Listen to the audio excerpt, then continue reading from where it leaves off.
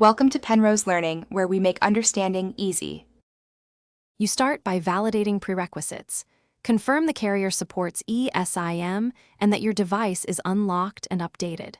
Once done, connect to stable Wi-Fi and locate the carrier's eSIM QR or activation code. Make sure you back up any current cellular setups and note IMEI and EID. These identifiers are required when activating carrier profiles. Now, open Settings and navigate to the Cellular or SIM Manager.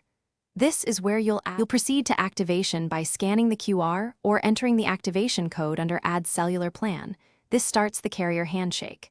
During setup, label the line clearly and select which plan is default for voice versus data. This avoids conflicts.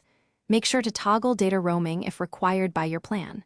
Once the profile installs, restart the device to finalize provisioning. After reboot, check signal strength, operator name, and try a quick data transfer to confirm connectivity. Complete the process by testing voice, SMS, and data on the new eSIM. Switch defaults if you see routing issues.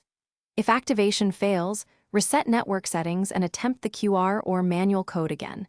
This clears cached provisioning errors.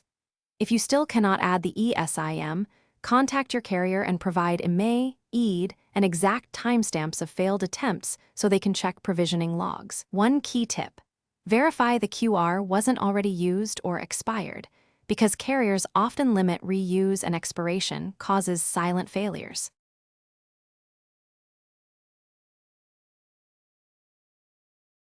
Thanks for watching. If this was helpful, leave a like and consider subscribing. See you next time.